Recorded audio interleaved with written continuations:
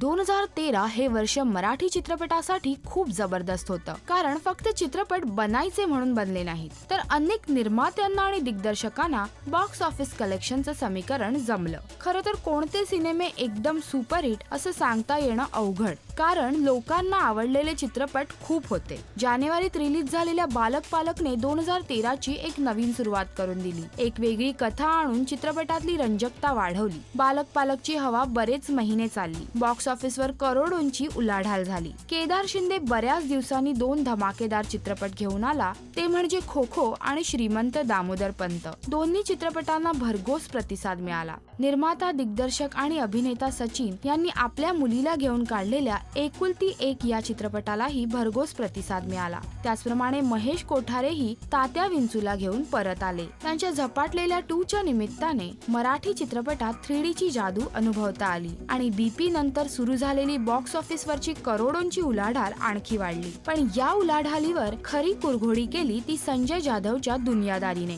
जवळजवळ 24 करोडहून मोठा बिझनेस केलेल्या या चित्रपटाने मराठीला खणखणणारं बॉक्स ऑफिस कलेक्शन दाखवून दिलं. त्यानंतर नारबाची वाडी सारखा एक आगळा वेगळा चित्रपट आला, ज्यात खूप दिवसांनी आपल्याला दिलीप प्रभावळकरांना पाहण्याची संधी मिळाली. तसेच यासोबत मुक्ता आणि उमेशचा लग्न पहावे करून, प्रिया आणि उमेशचा टाइम प्लीज असे अनेक चित्रपट आले. आणि त्यानंतर वर्षाखेरीज मुक्ता आणि स्वप्नीलचा मंगलाष्टक वन्स मोर हा चित्रपट आला. तर असं म्हणायला हरकत नाही की यावेळी अगदी वर्षाच्या अखेरपर्यंत मराठी चित्रपट पाहण्याची उत्सुकता कायम टिकवून ठेवण्याचं काम मराठी चित्रपटांनी केलं.